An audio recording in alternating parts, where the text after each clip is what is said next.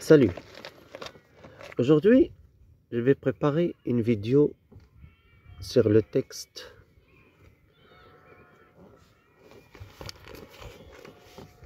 Io métamorphosé en génie.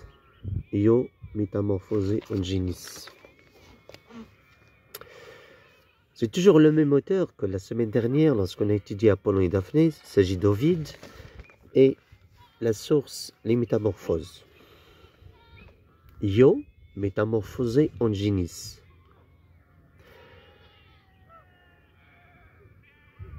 Io est une déesse.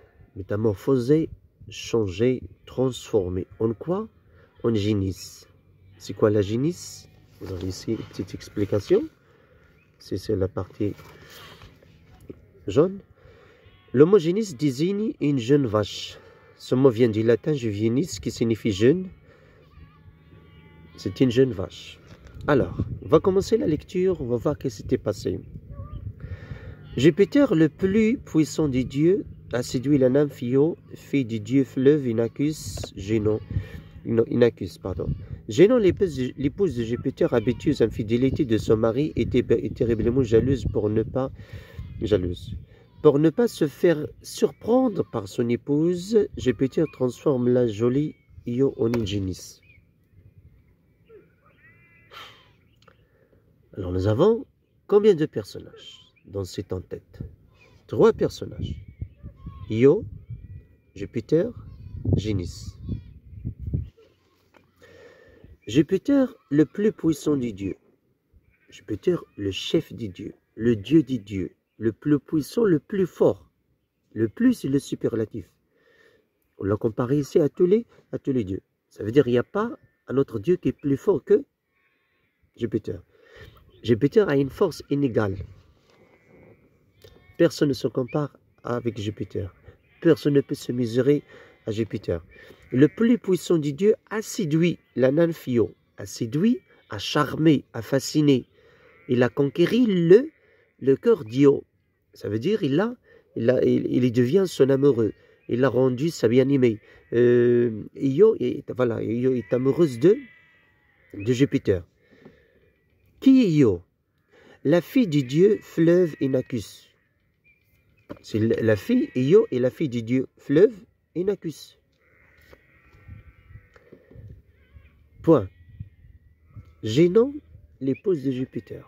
L'épouse, ça veut dire la femme de Jupiter, habituée aux infidélités de son mari, est terriblement jalouse. Qui est Génon?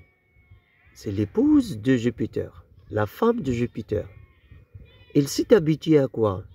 Elle s'habituait aux infidélités de son mari. Ça veut dire son mari la trompe. Et toujours son mari, et même s'il est marié, il est avec une autre femme. Il sort avec une autre femme. Il est amoureux d'une autre femme. Alors, mais Jupiter, il est habitué à ça, aux infidélités. Jupiter, qu'est-ce qu'on va dire de Jupiter? Il est un traître. C'est un mari infidèle, irresponsable. Même s'il est marié, il est encore méchant. Il est traître, félon, infidèle, trompeur, dupeur. Alors, il est habitué, il a l'habitude, il est accoutumé. Ça veut dire il sait toujours que son mari fait du mal, fait de la méchanceté. Il est toujours avec d'autres femmes qu'elle, même s'il est marié. Les infidèles de son mari est terriblement jalouse, est follement jalouse, aveuglement jalouse, est totalement, absolument jalouse de cette femme. Qui est cette femme? C'est Io. Elle est jalouse que son mari ait une relation avec une autre femme. Et surtout Io. Pour ne pas se faire surprendre par son épouse, Jupiter transforme la jolie Io en une vache. Alors, pour que Jupiter ne soit pas surpris par sa femme, il transforme Io en une vache. Ça veut dire quoi? Tout simplement, pour que Génon ne trouve pas, ou bien pour que Génon ne trouve Io dans la maison, avec son mari, Jupiter, le méchant, l'infidèle, a transformé Io en une vache. Que trouvera Jupiter s'il entre à la maison? Que trouvera-t-il dans la maison? Il va trouver son mari et une vache. Il va trouver quoi? Son mari et une vache. Est-ce que vous avez bien saisi ce qui s'était passé? Jupiter est le mari de Génon. Génon sait que son mari la trompe. Un jour, Io est venu, un jour quand Génon est sorti, Io est venu chez Jupiter à la maison. Mais, malheureusement, Génon va revenir. Et Jupiter sait qu'il va revenir. Mais Io n'a plus de temps pour quitter la maison. Qu'est-ce qu'il a fait le méchant Jupiter? Il a changé Io en une vache. Lorsque Génon ouvre la porte de la maison, il va trouver son mari Jupiter et une vache. Qu'est-ce qui va se passer? On va lire maintenant l'histoire. Jupiter prudent avait prévu l'arrivée de son épouse. Il avait déjà changé la fille d'Inachus en une génisse d'une blancheur éclatante. Jupiter, il est prudent, vigilant. Il a fait attention. Il a prévu, il sait d'avance que sa femme va revenir. Il a prévu, il a préparé, il sait que sa femme va revenir très tôt. Alors, il a déjà transformé, avant que celle-ci revienne, il a déjà transformé la pauvre Io en une vache. Elle avait déjà changé la fille d'Inachus, Inachus c'est le dieu du fleuve, on l'a dit, en une génisse d'une blancheur éclatante. Mais le problème, lorsque cette vache est transformée, Io est transformée en une vache, cet animal, ou bien cette bête, cette vache, a une blancheur éclatante. Ça veut dire sa blancheur n'est jamais vue dans les autres troupeaux, n'est jamais vue à l'Olympe. Il est d'une blancheur remarquable, inégale, idéale, éclatante, brillante, étincelante. Éclatante, ça veut dire brillante, étincelante, selon lui, luisante, scintillante. Éclatante.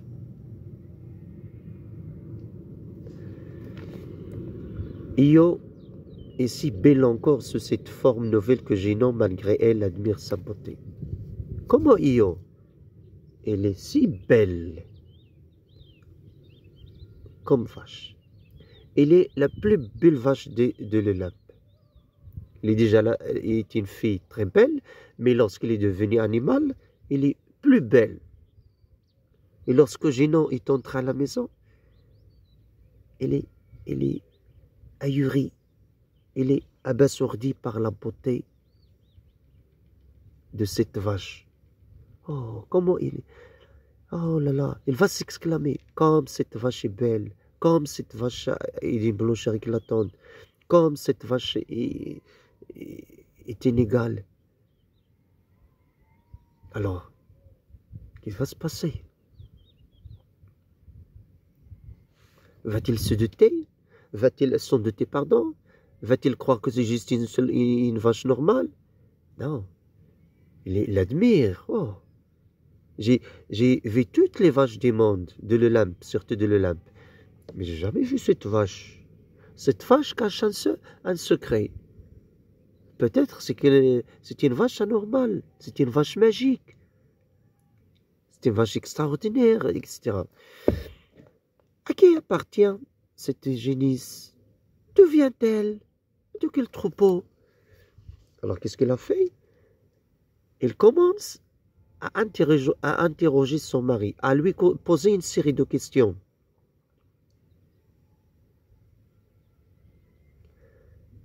Parce que j'ai dit, c'est une vache d'une blancheur jamais vue, inégale.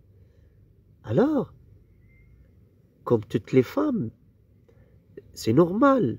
Si tu trouves quelque chose à la maison, une maman trouve chez son fils quelque chose qu'il n'a jamais vu, par exemple, il a de l'argent, il paie. Alors, automatiquement, naturellement, c'est le naturel de la femme et de l'homme. de poser la question. À qui appartient cette vache? Ça veut dire, quel est le propriétaire de cette vache? Quel est le maître de cette vache? Pourquoi il a posé cette question? Parce qu'ils n'ont pas de vache. D'où est venue cette vache? À qui appartient cette vache? D'où est venue? Qu'est-ce qu'elle fait là? Et de quel troupeau? Alors, ce sont des questions précises. À qui appartient-il? Le nom de la personne qui est le propriétaire de cette vache? D'où vient-il? De quelle place? Et de quel troupeau? Il veut savoir au juste la source de cette vache. Il veut te savoir comme s'il ignorait la vérité. Gênant veut te savoir comme si il ignorait la vérité.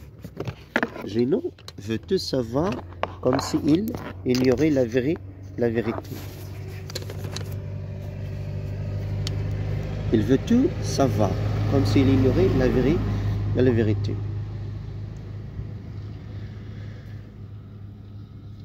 Ça veut dire quoi? Ça veut dire quoi? Il veut te savoir comme s'il ignorait la vérité. Il veut te savoir, ça veut dire il veut savoir d'où est venue cette vache. Il veut savoir son propriétaire. Il veut savoir sa source, son troupeau, comme si elle ignorait la vérité. Ça veut dire, il sait déjà la vérité. Il sait que cet animal n'est pas une vraie vache. C'est juste une ruse de Jupiter pour cacher son infidélité. Est-ce que c'est clair? D'accord? Alors il veut tout savoir comme s'il ignorait la vérité. Il est né de la terre. Regardez bien ce que lui a dit Jupiter. Il est né de la terre. Cette vache est venue de quoi? Est venue de la terre. Il est venu de la terre.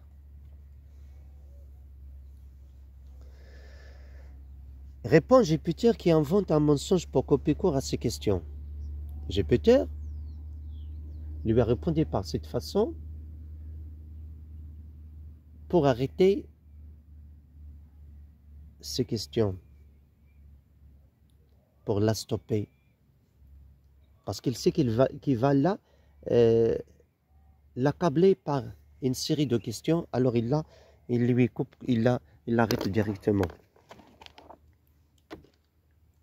Génon demande alors l'animal en cadeau. Que fera son époux? Alors que va faire Génon? Il va demander l'animal en cadeau. Il va quoi? Il va demander l'animal en cadeau. Tout simplement. Pourquoi? Pour tester son mari. Pour savoir si son mari va le lui donner ou non. Génon demande alors l'animal en cadeau. Que fera son époux? Le narrateur pose la question. Que fera son époux?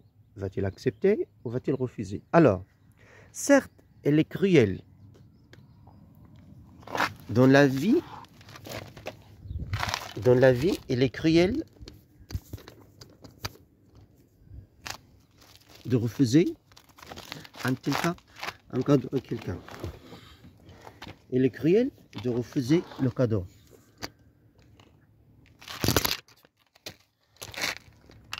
Elle est cruelle de refuser le cadeau. Dans la vie, elle est cruelle de refuser un cadeau. Dans la vie, tu ne peux pas refuser à quelqu'un si quelqu'un te demande un cadeau, c'est difficile de le lui refuser. Alors certes, elle est cruelle de livrer l'objet de son amour, mais ici,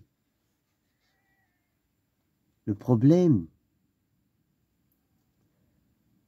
il est difficile de se séparer de l'objet de son amour.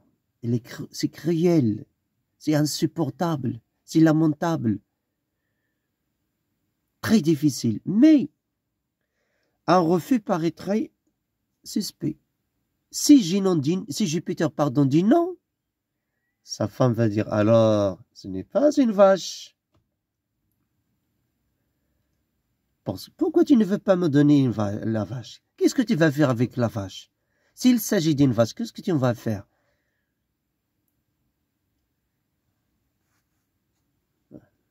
S'il dit non, la femme va se douter, sans douter. Il paraîtrait suspect. Sans doute la mort aurait dû triompher.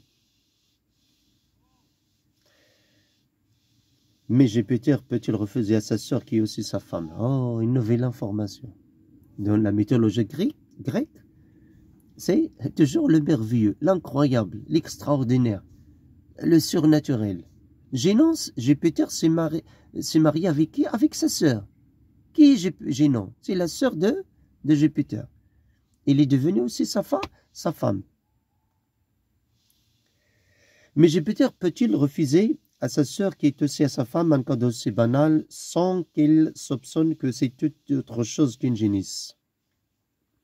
Est-ce qu'il va refuser de donner la vache à sa femme? Est-ce qu'il va dire non? Est-ce qu'il va ne pas accepter sa demande? Est-ce qu'il va refuser sa demande? Ici, entre le marteau et l'enclume, à chaque fois, il y aura une pression. C'est une menace. Qu'est-ce qu'il va faire? Est-ce qu'il va donner le cadeau? Est-ce qu'il va refuser? Toutes les deux réponses, s'il dit non, c'est un problème. S'il dit oui, c'est un autre problème. S'il dit non, sa femme va lui dire, alors, ce n'est pas une vache, monsieur Jupiter. C'est juste une transformation, j'ai jamais vu cette vache. S'il dit oui, il va mettre Io en danger. Que va faire sa femme à la vache et avec la vache? Que va-t-il arriver à la pauvre Io? Que se passera-t-il? Comment il va la traiter? Et en plus, il va se séparer de son amour. Quel est le plan de Jupiter? C'est de laisser la vache à la maison, chez eux. Et lorsque Génon sort, ou bien s'absente, elle va la retransformer à la fille, à Io. Mais le problème que Génon, c'est qu'il y a quelque chose qui n'est pas normal, quelque chose d'anormal. Il sait que cette vache cache un secret mystérieux. Il sait que ce n'est directement que ce n'est pas une vraie vache. Il s'agit juste d'une transformation à cause de sa beauté. Jupiter finit par accepter de donner le cadeau demandé. Le pauvre donne la vache à Génon comme cadeau. Parce que s'il refuse, tous les dieux, cette histoire, cette catastrophe va faire quoi? Ce sera un scandale à l'Olympe. Oh, Jupiter était trouvé avec une femme à la maison. Oh, Jupiter a trahi sa femme. Ça veut dire cela. Alors, il va perdre sa qualité de Dieu des dieux. Les dieux ne veulent plus lui faire confiance, ne veulent plus lui obéir, ne vont plus l'entendre. Est-ce que c'est clair? Alors, il accepte de donner la vache à sa femme, qui est aussi sa sœur, comme on a dit. Même si Génon est satisfait d'être désormais la maîtresse de sa rivale, il se méfie encore de Jupiter. Qui a la vache maintenant? Qui est le propriétaire de la vache maintenant? Qui est le maître et la maîtresse de la vache maintenant? C'est Génon. Alors, même si Génon est satisfaite, il est comment? Il est satisfaite. Il est heureuse de mettre la main sur cette vache, de commander cette vache, d'avoir cette vache. Il ne va plus la laisser avec son mari. Il va être toujours avec elle. Alors, même si je suis satisfait d'être désormais, dorénavant, depuis aujourd'hui, dès aujourd'hui, désormais la maîtresse de sa rivale, oh, la rivale, être la maîtresse de sa rivale, c'est quoi sa rivale? Ça veut dire sa concurrente. Sa concurrente en quoi? En amour. Alors, elle est satisfaite d'être la maîtresse, il peut faire ce qu'il veut de sa rivale, de sa concurrente. Sa rivale en quoi? En amour. Il est avec son mari, il la trompe avec son mari. Alors, maintenant, Ginon est satisfaite d'avoir la vache et d'être la maîtresse de cette vache, mais il se méfie. Il ne fait pas confiance à son mari. Ça va lui poser des problèmes. S'il est à la maison, c'est pas grave, pas de problème. Il voit la vache, il voit son mari. S'il sort, alors il va emmener la vache avec elle. Alors c'est un dérangement. Ça veut dire qu'il se méfie de son mari. S'il sort, il laisse la vache. Alors c'est de ça qu'il a peur, de cette infidélité, de cette tromperie. Alors, c'est la méfiance. Et il a la vache, mais il se méfie. Il ne fait pas confiance à ce mari infidèle. Encore de Jupiter, comme il a peur qu'il s'arrange pour lui voler la génisse. Alors, de quoi il a peur? Il a peur qu'il lui vole la génisse. S'il dort, par exemple, il peut la voler. S'il sort, il peut la voler. S'il est en train de faire quelque chose, par exemple, je ne sais pas quoi, un travail à la maison, il peut la voler. Alors, il peut profiter d'un petit moment d'inattention de Ginon et il va voler la vache. C'est un problème pour Ginon. C'est pour cela qu'il se méfie. Il est dérangé, il est préoccupé. Il ne sait pas qu'est-ce qu'il va faire. Mais il a un autre plan. La génisse, il confie sa garde à Argus, fils d'Aristor. Il va prendre la vache, il va la donner à Argus, à notre Dieu. Qu'est-ce qu'il va faire Argus? C'est pas il va la lui donner, va-t-il la lui donner comme cadeau? Va-t-il la lui vendre? Non. Il va la lui confier pour qu'il la garde, qu'il la surveille, pour qu'il la surveille, pour que Jupiter ne la vole pas. Qui est Argus? C'est le fils d'Aristor. Et pourquoi? Alors on a répondu à la question pourquoi il l'a donné à Argus. On a dit pour qu'il la regarde. Mais pourquoi il a choisi Argus, pardon. Pourquoi il l'a choisi?